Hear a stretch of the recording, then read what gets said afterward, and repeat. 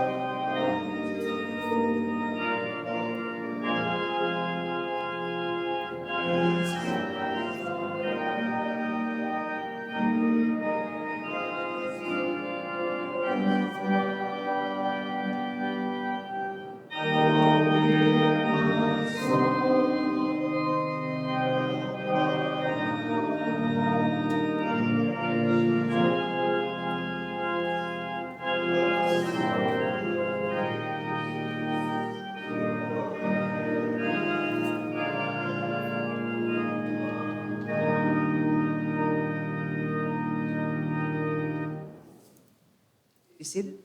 I invite Regina Stanley for our opening.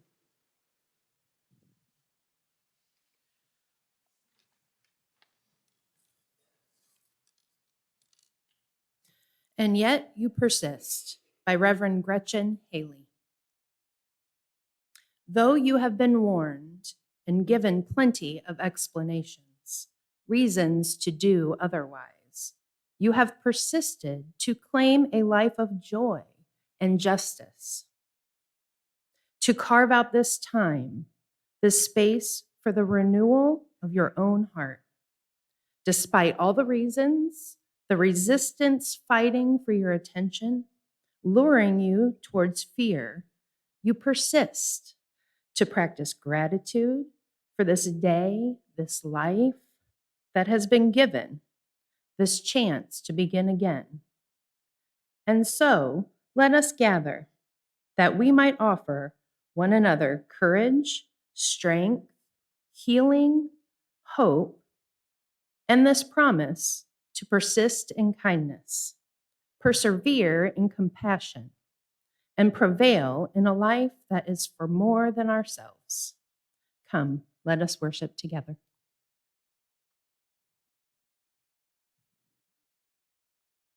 And let me invite our scouts to come forward and light our chalice this morning.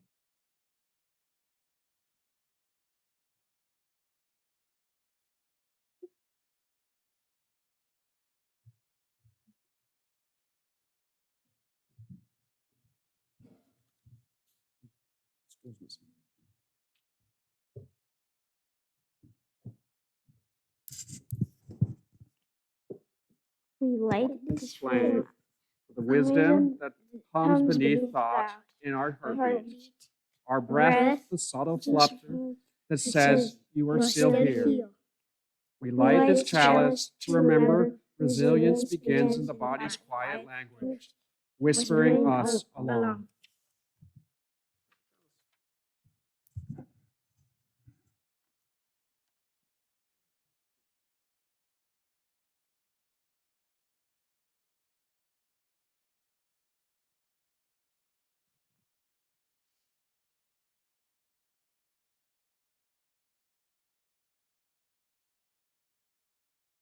During our music meditation, all are welcome to come forward for a chance to light candles and make a small light that acknowledges what is with you and within you.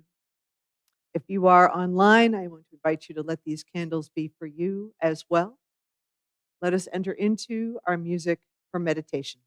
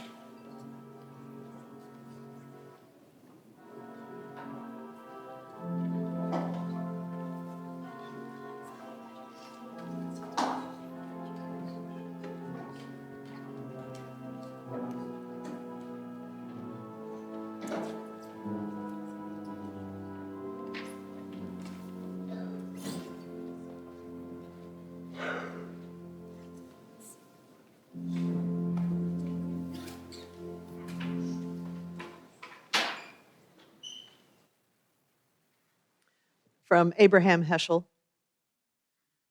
Prayer cannot bring water to parched fields, nor mend a broken bridge, or rebuild a ruined city. But prayer can water an arid soul, mend a broken heart, or rebuild a weakened will. This is the time for the sharing of joys and sorrows in the congregation.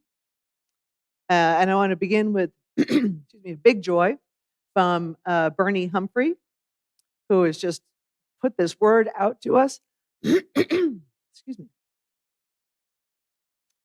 She's offered this update on her colon cancer surgery. And she says, if you know Bernie, you can see where the exclamation parts will show up. Good news! They found no evidence of metastasis and no evidence of carcinoma in any of the lymph nodes they removed. Again, exclamation point.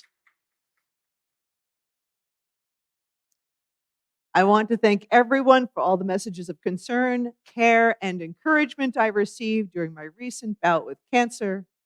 I literally felt surrounded by love. And I carried that feeling with me when I was taken in for surgery. I'm so grateful to have found such a wonderful, loving, caring community! Exclamation point. So, yay. And an additional joy from Bernie and Jim. Yesterday, they celebrated 61 years of marriage. 61 years of marriage. Woo.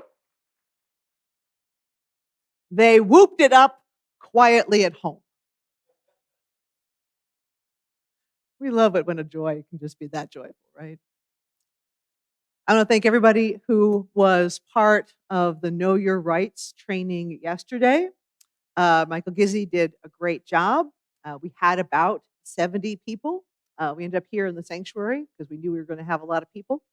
And part 2 of this will be in March, so stay tuned. We send healing wishes to Regina Stanley's mother, Bobby, and to Regina's granddaughter, Jacqueline, who lives in Texas. Bobby is doing well after hip replacement surgery this week, and Jacqueline is recovering from surgery to mend her cleft palate. We also have a note of hopes for a smooth procedure and recovery for Mary Mulholland Kafar. They had to reschedule her surgery, so we hope that goes well also. And I turn to condolences.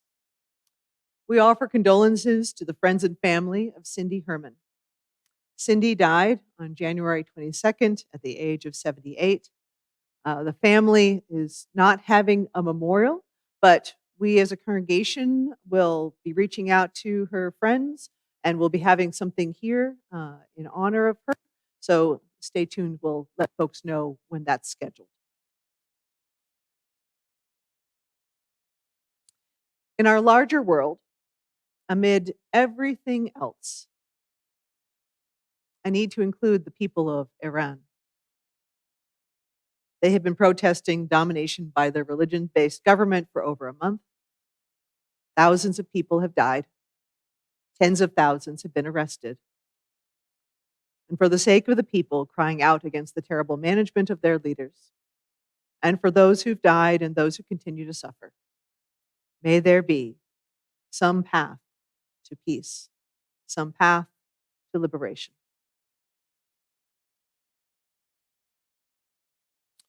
We also, in this moment, recognize the turning of the wheel of the year. We are part of that turning. We are part of the seasonal cycles of the world that inform our spirits and inform our lives. So we are in midwinter, where we begin to anticipate what is transforming within, what is growing possibly out of sight, and what will emerge in a few months. Today is the Feast of St. Bridget. Tomorrow is Imbolc. And so in acknowledgement of our connection with these cycles, we have a blessing from Eric Williams. Let us bless the earth and all that is steady and firm. Let us bless the sky and all that is open and filled with light.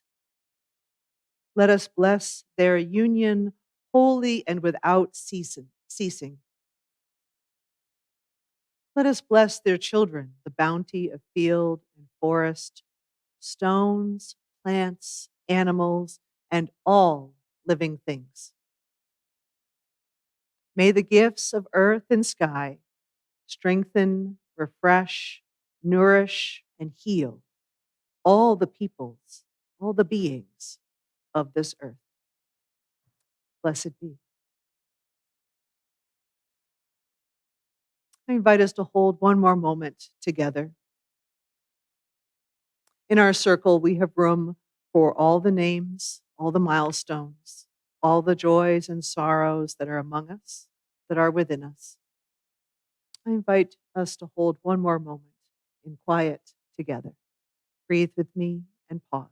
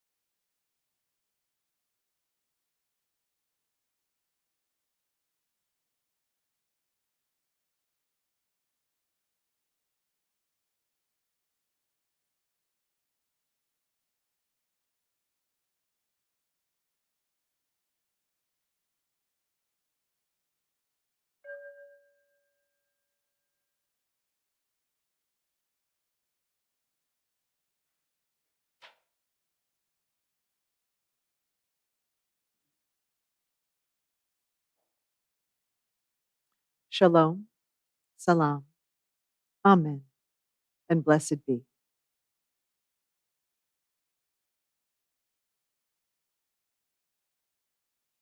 Now I invite Jesse forward for our Time for All Ages.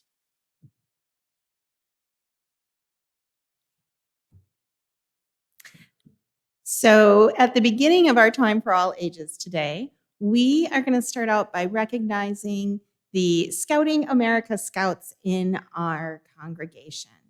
Come on up. So these are scouts that are Cub Scouts or Boy Scouts or Scouts BSA, and they are a thriving part of our congregation. They help make us whole. And to start off, we're going to repeat the Scout Oath and the Scout Law. Are there any Scouts in our congregation from years past? Mayhaps these words are in your brain, and you are welcome to speak them from the pews with us as well.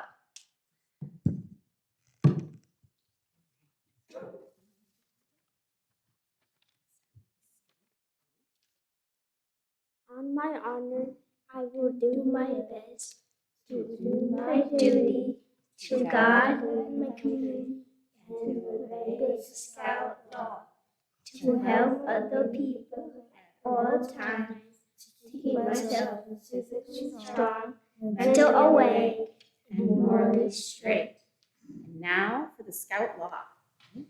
A Scout is trustworthy, loyal, helpful, friendly, courteous, kind, obedient, cheerful, thrifty, brave, clean, and reverent.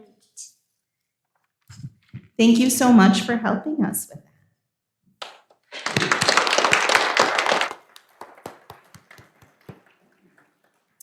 Scout Sunday happens sometime around February 8th every year to recognize the anniversary of Scouting.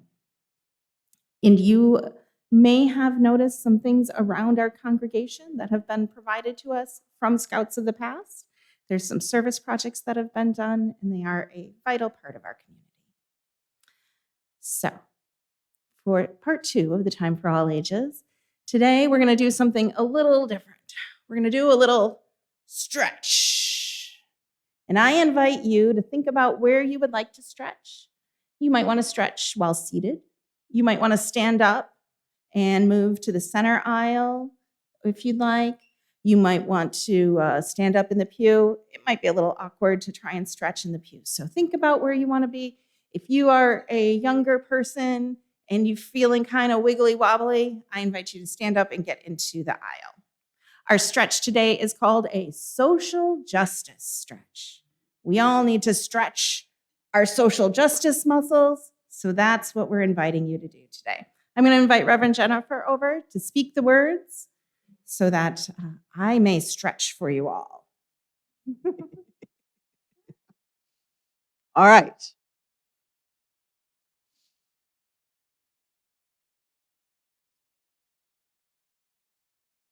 Let's start with down below. We reach down to get power from the grassroots. Power from the grassroots. My roots. Yep, go down low as you can and as low as you like. Who knows? Maybe tomorrow you can go even lower. There we go. Our roots go down to the earth. And now, bring it up at the pace that works for you. Up, up, up into the sky. Reach up into the sky for inspiration. Take a big breath. That inspiration. Inspiration. All right. Now that we've got the bottom and the top, we're going to go for the middle. Stomp out injustice. All right. Whew. There we go. We got it. There we go. Now, we're going to do winds. Yeah, okay. Winds. Now we got to go lateral here. Little wind of change, a little rotation. Mindful of the back. A little rotation. Right? All right. Now we got the head to toe, we got a middle. Now we need to shake off the expectations. We're not limiting ourselves. We're letting go.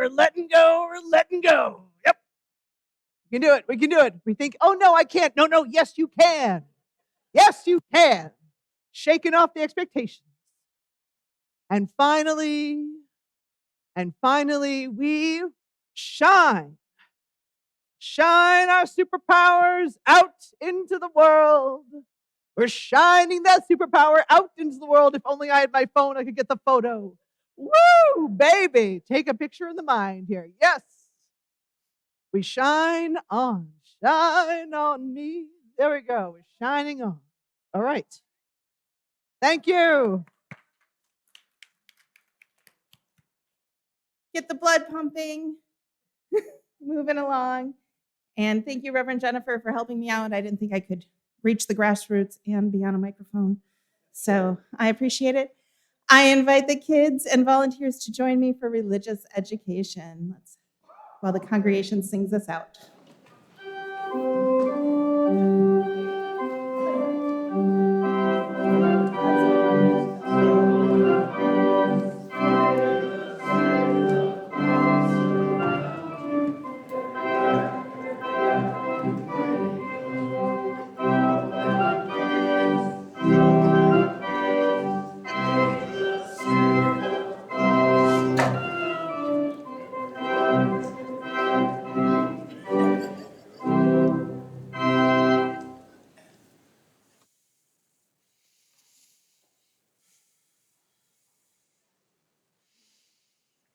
You know, I get the best view from up here when y'all are doing that.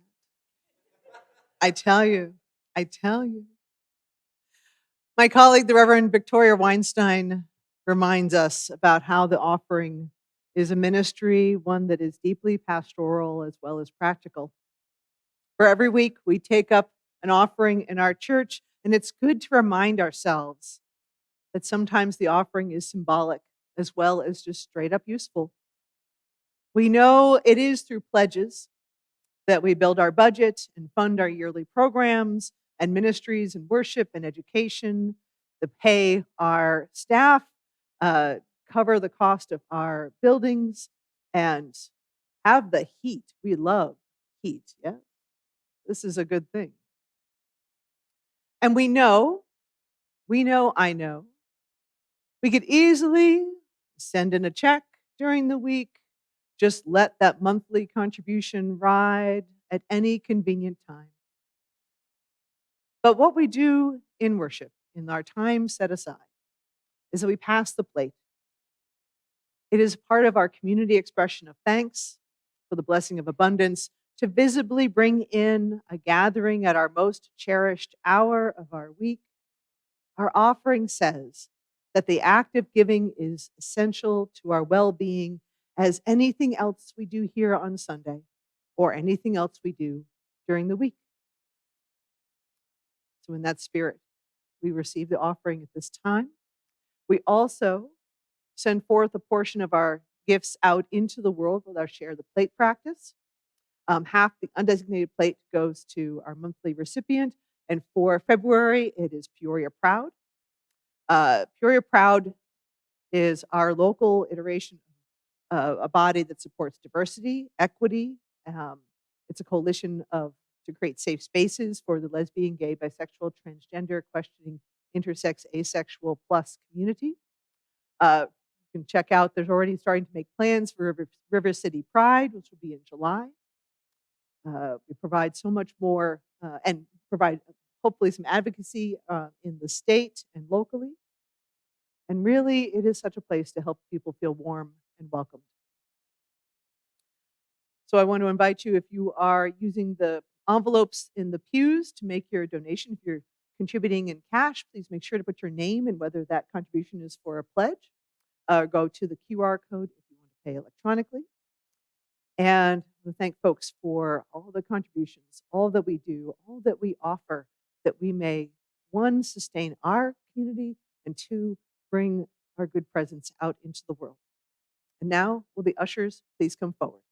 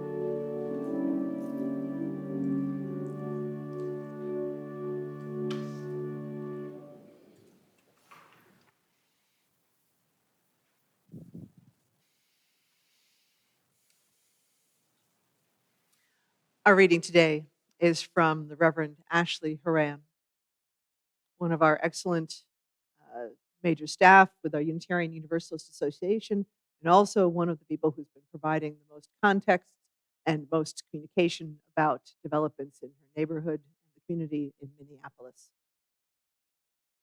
And she has the piece, The Holy Work of Showing Up.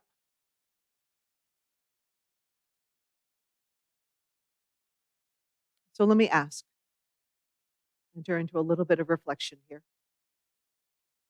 How is it with your soul? How is it with your soul?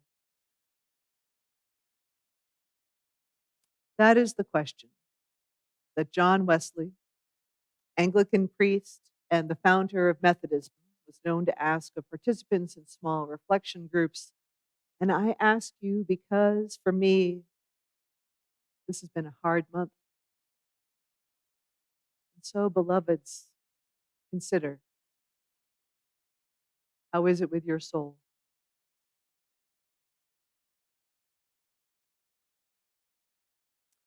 And if your response is anything like mine, I want to invite you to pause, take a deep breath. And this is something you can carry after the service as well.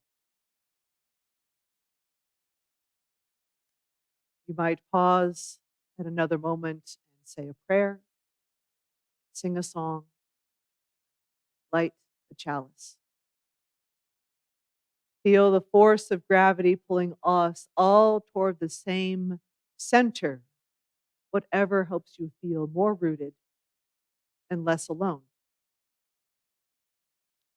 You might even do that social justice stretch, down and up, and the wind, and stomping and letting go and shining.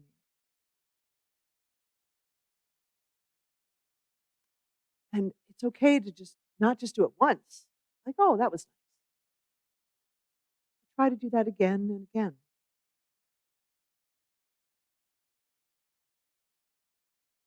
And in that practice, in that reflection, keep this in your heart. You are loved beyond belief.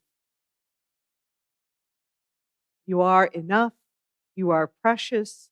Your work and your life matter, and you are not alone. You are part of a great cloud of witnesses, living and dead, who have insisted that this beautiful, broken world is a blessing worthy of deep gratitude and fierce protection. Our ancestors and our descendants are beckoning us, compelling us onward toward greater compassion toward one another and to the earth. Together, we are resilient and resourceful enough to say yes to that call, to make it our life's work in 1,000 different ways, knowing that we can do no other than bind ourselves more tightly together and throw ourselves into the holy work of showing up again and again as part of the building of the world of which we dream, but which we have not yet known. As part of the building of the world which we dream, but we have not yet known. Here ends the reading. I invite you to rise in body or spirit and join me for hymn number 89. Come my way, my truth, my life.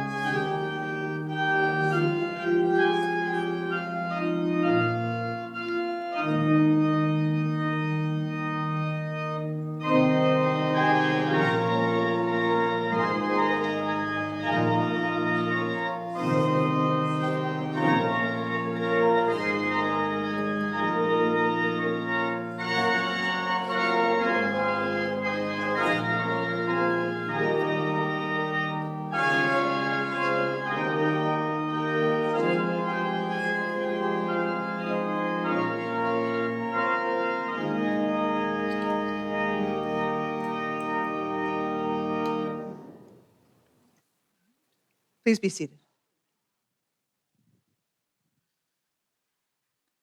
All right. So remember in the Wayback Machine of our minds, 2022, Florida Governor Ron DeSantis signed a bill that was known as Don't Say Gay. The bill banned public school teachers from holding classroom instruction about sexual orientation or gender identity. The official name was more like parental rights in education. And the opponents of this bill, and often the news, referred to it as Don't Say Gay. The provisions in the bill were about informing parents if any health information was offered, including discussion of sexual orientation, including even when caring for a single child, not necessarily in the large classroom. The scope of the bill and its essential silencing and erasing of anything related to lesbian, gay, bisexual, transgender, queer, and so on was obvious. This was an effort to squash any conversation.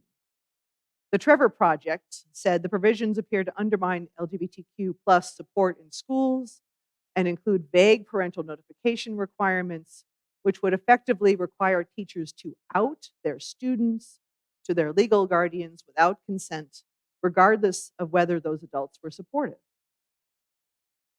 In essence, the writers in support of the bill aimed to erase any mention of lesbian, gay, bisexual, transgender, queer, plus sexual orientation, gender expression, and so on, as part of a larger effort to erase whole populations from society, or at the very least deny their existence. And any mention of anything other than straight placed jobs and lives at risk, as well as reducing access to health care and emotional support to young people. Now, in defiance of that bill, people found a multitude of ways to say gay. It was kind of like the really fun thing to do, like that year. I don't know if you remember this. Say gay. Woo! Come on, help me out here. Say gay. Yay! Now, those of us who could did so with enthusiasm. Good job. As an act of resistance, but also as an act of solidarity, and to point out the ridiculousness of the whole bill, even as it left folks in fear for themselves and for the children who needed them. And I participated. I was right there with it. And thanks to a certain evil empire social media feed, there were lots of advertisements that were kind of boosting this say gay moment. And so I bought the shirt that said say gay on the front, which this one does. And then on the back, it says protect trans kids, read banned books, teach all the history, show love. Show love. Say gay, protect trans kids, read banned books, teach all history, show love. That sounds so hard. That sounds so controversial, so radical. And yet,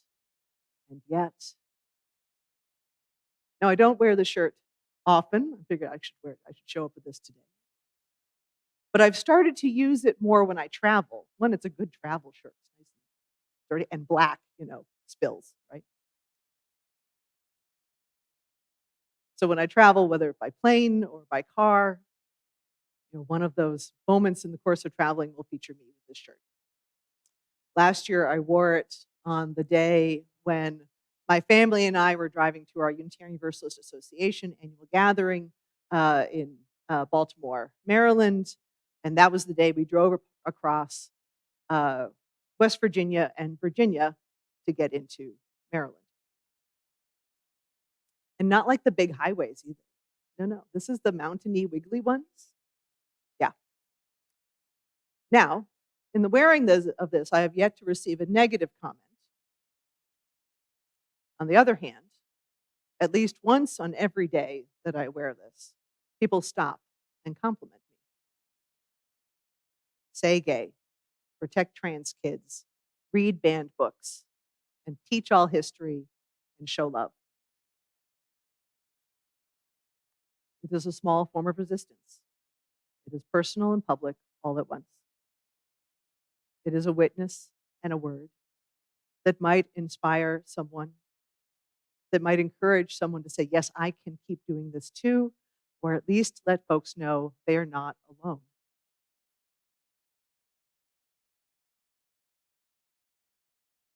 We've just finished a month where we talked about the theme of practicing resistance. We have had more practice than expected. I had plenty of sermons to do. Oh my goodness.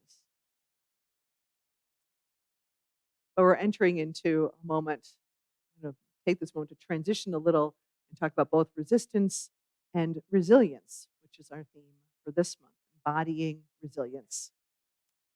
And I want to thank my colleague, the Reverend Susan Ulrich, for some of the good resources that really inform this sermon. So resistance.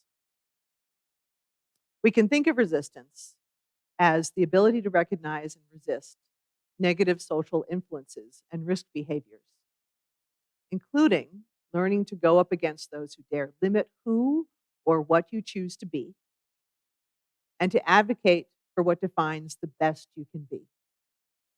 So resistance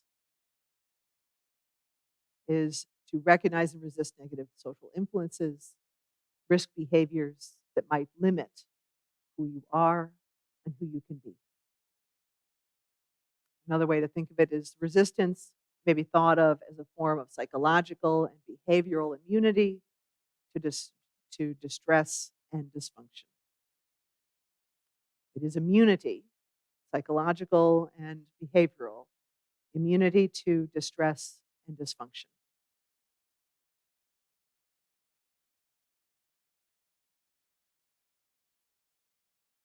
So I think one of the great companions with resistance is, in fact, resilience.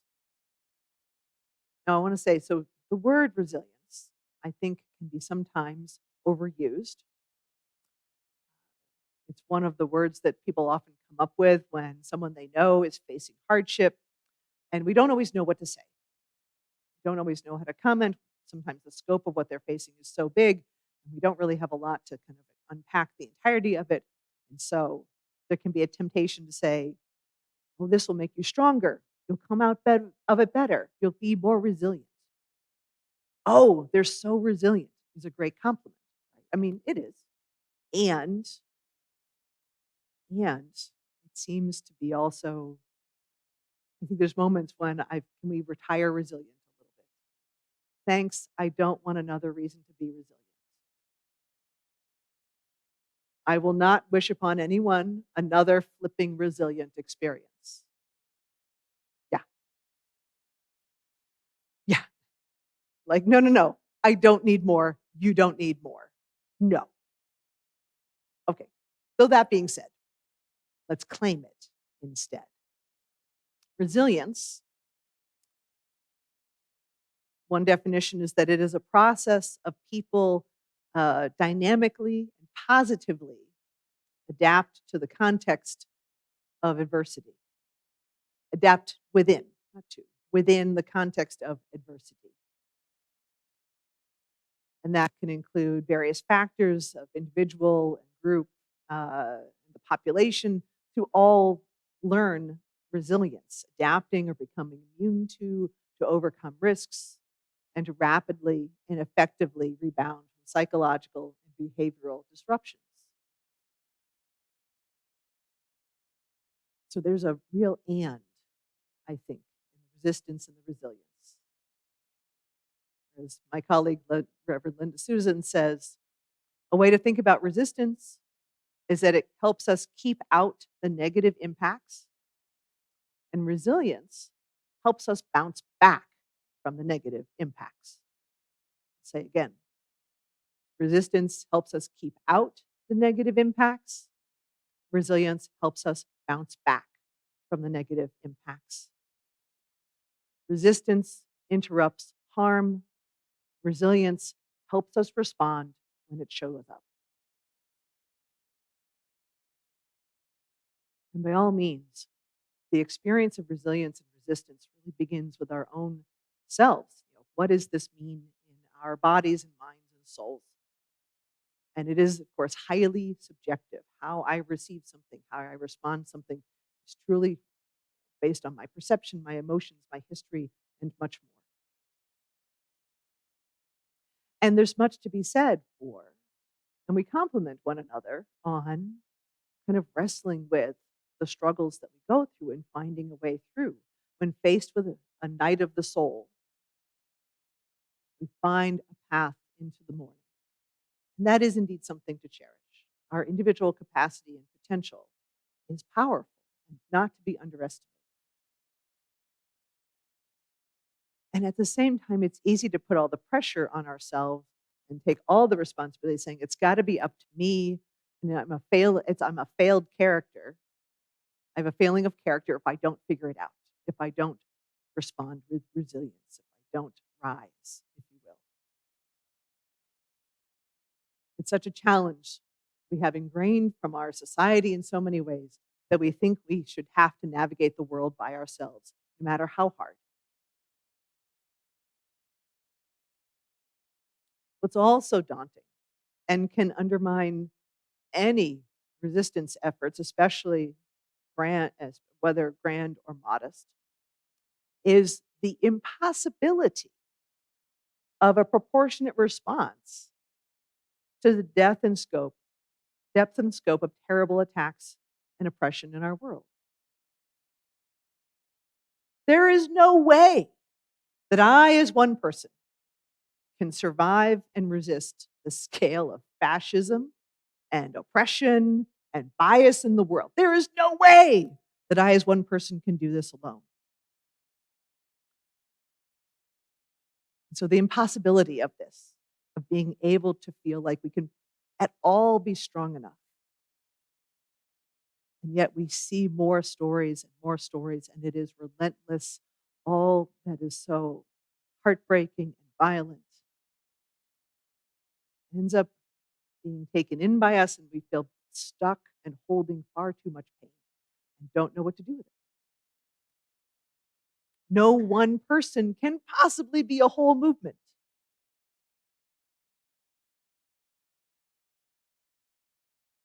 But then there is this relationship between resistance and resilience. Resistance and resilience. And it can show up and be intertwined in so many ways. In response to the results of the election in November 2016, the beginning of the first Trump administration, many of us really knew it would be bad. We didn't know how bad, but we knew it would be bad. And it was, for many of us, was a deeply embodied response. There was a Unitarian Universalist leadership training scheduled for that immediately following weekend. The leaders for that completely restructured it. One of the moments I remember best was something of a sacred storytelling, hearing about anti-Blackness, which is so much at the root of so much of our racial bias. Might have racism against folks who are Black, but everything that's also not white is along the spectrum. And anti-Blackness is kind of a starting, like the worst of it, and then it kind of all shows up from there. And we got to hear about this from my colleague, the Reverend Carlton Smith, who is a Black gay man. And we had this along with the shared support of the leadership and the members who were gathered. We were singing together, we were learning, we were processing all over a long weekend. From folks who are ordained, folks who are professionals, but also just members of our congregations from the area, from Dallas, Fort Worth, and beyond. Now, after that training, one of my responses was to wear, and they were passing these out at the training, was to wear those silicone bracelets said Black Lives Matter. My last Black Lives Matter bracelet, because I was kind of giving them away, given 2 sets of these away in the course of things, my previous congregation as well. The last one broke just before Christmas. I'm impressed that it survived that long. Now, at the moment, I conveniently had a rainbow bracelet. Bummer. Not a bad option either, right? I hope to order more Black Lives Matter bracelets soon. If you want in, come talk to me. Now, I wear the Black Lives Matter bracelet because I really want to hold that value in front of me. And as I said, I've been wearing these since 2016. Not many people comment on it because, it's not necessarily like people are looking at my wrist all the time. But it was and is the right thing to do for me as a white woman and as a minister to affirm the presence of those who are Black, Indigenous, people of color, and keep showing up and keep that before us, before myself, until all lives actually matter, because we know that not all lives do right now. Yes?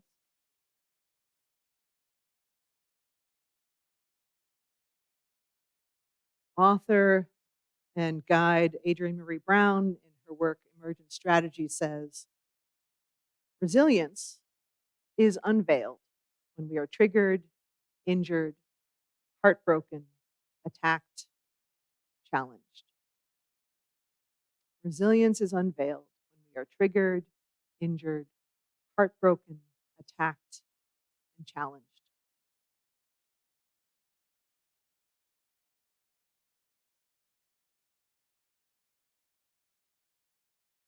As mental health in our society is recognized as a part of our human experience and carries less stigma with it, part of our language in our society includes PTSD, post-traumatic stress disorder. I would make the case that at least since the pandemic, our brains are not as ordered as they once were. Some people will say, mine was never ordered to begin with. I recognize that. That's okay too. We are experiencing a collective PTSD compounded by racial awakening with George Floyd in 2020 and the rise of fascism. One likely is amplifying the other in terms of the impact on us, the harm done, the diminished capacity, and so on. And perhaps this is also related to a certain desire to seek out a strongman figure for leadership,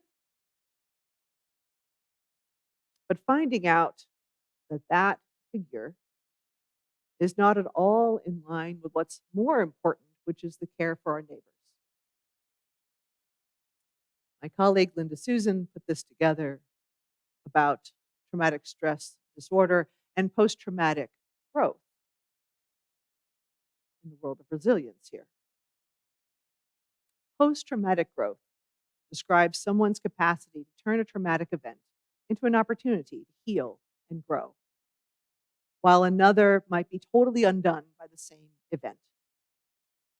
The phrase is often used in contrast to post-traumatic stress, although post-traumatic growth is not without stress, and people may still exhibit PTSD symptoms. There's an article that was looking at post-traumatic growth and post-traumatic stress in veterans.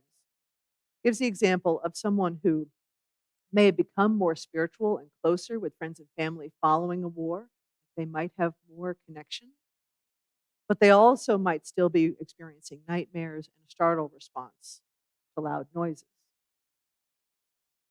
Researchers found that high levels of certain traits in a person make post-traumatic growth more likely to develop.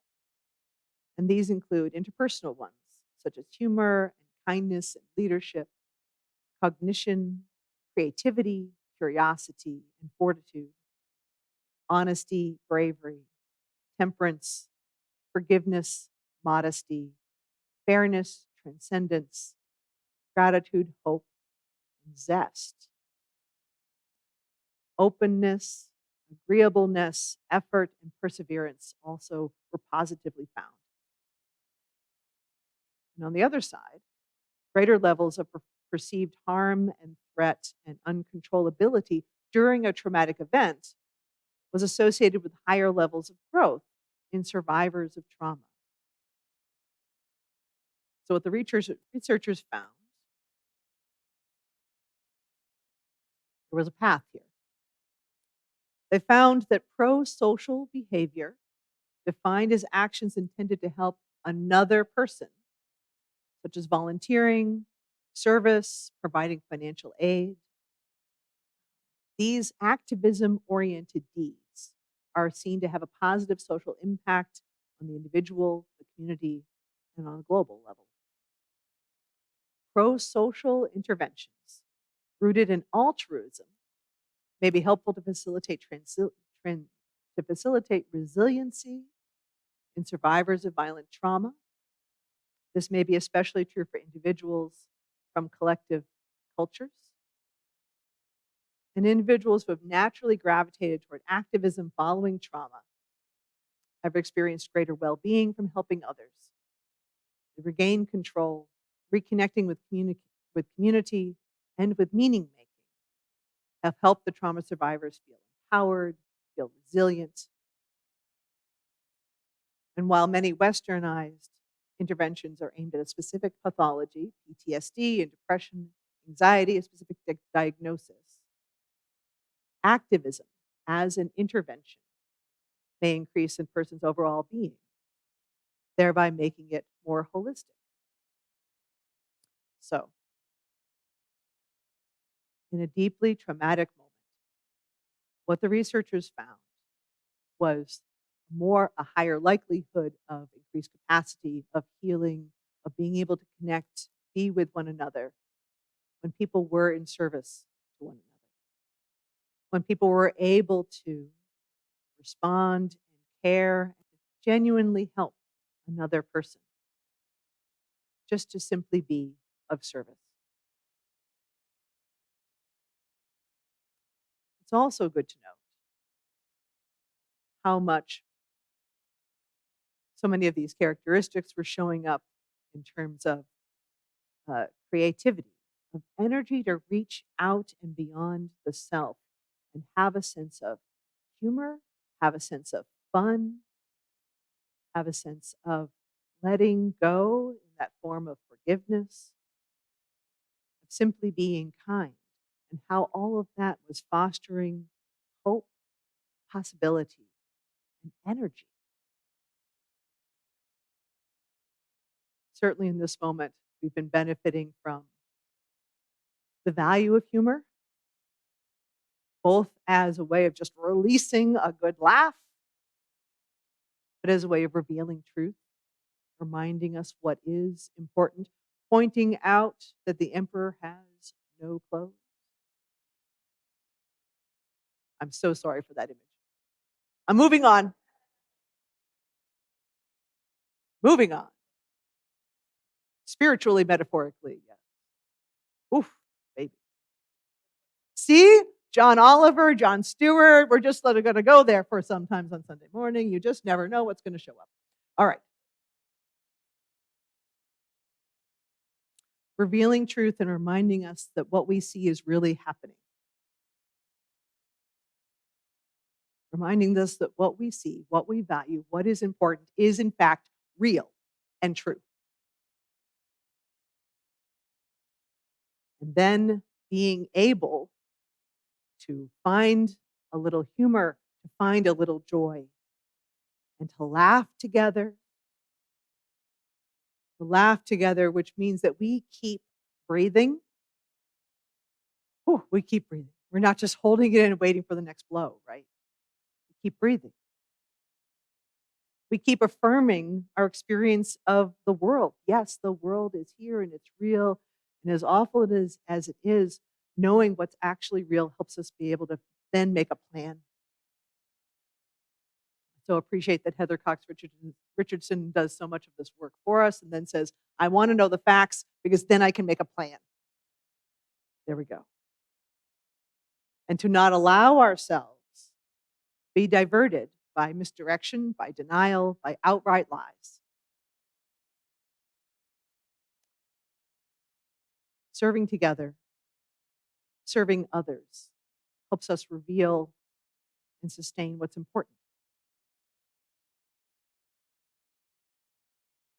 As my colleague Linda Susan says, resistance helps us keep out the negative impacts. Resilience helps us bounce back from the negative impacts. Resistance interrupts harm. Resilience helps us respond when it shows up. And it keeps coming round and cycles back and forth and back and forth. That resistance and resilience can simply be showing up in the wearing of a t-shirt, the wearing of a bracelet, saying, I am not yet defeated. We are not yet defeated. You are not yet defeated. There is more hope out there. We keep choosing and showing love. We have seen so much resistance and resilience in Minneapolis in recent weeks. It is not without harm. Whole communities have been torn apart by these attacks, by the kidnapping, as well as the inability to go to work, go to school, pay bills. It is February 1st. Rent is due. I can only imagine how many people are completely panicked about whether they're going to be able to keep their home. The scale of the damage is without measure. It is impacting generations right now. There and us as well. And this conversation between resistance and resilience, I think one builds on the other. Faith keeps being restored and amplified. The people are showing up, more organized than certain leaders can even understand. Because caring and compassion is more valuable than corporations. We get to be decentralized and powerful both. We get to be in relationship and acting from deep love.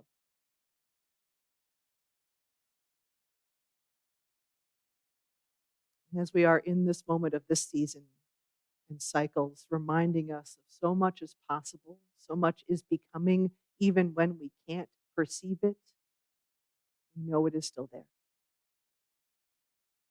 So let us go forth in faith and hope and love and keep saying gay. Gay. Amen.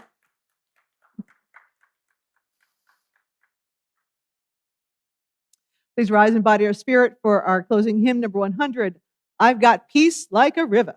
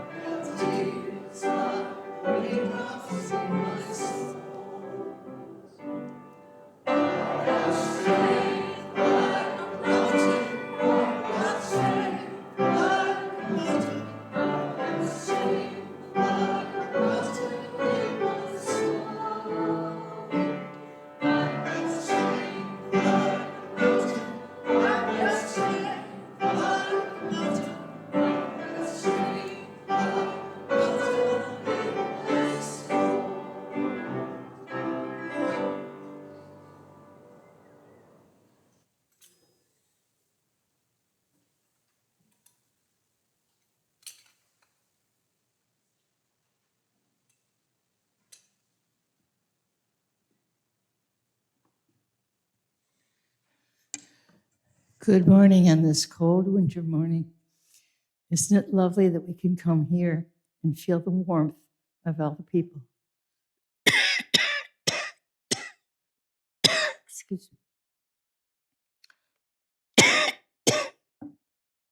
Our final words for today are Joy Does Not Vanish by Reverend Michelle Collins. Joy does not vanish with the flame I've just put out. It smolders in laughter, in touch, in the shared breath of those still trying. The admission is to carry that brightness into the week ahead, as we all can do. Thank you. Beloveds, may love guide you on your journey forward, joy meet you at every turn, and hope be your daily practice. May gratitude companion you, compassion embolden you, and open-hearted courage be the unending choice. May peace challenge you, dear ones, generosity empower you, and may you know every day that you are enough exactly as you are, and that you are not alone. Blessed be, Ashe, and Amen. Our worship is ended. Let our service and our resistance continue.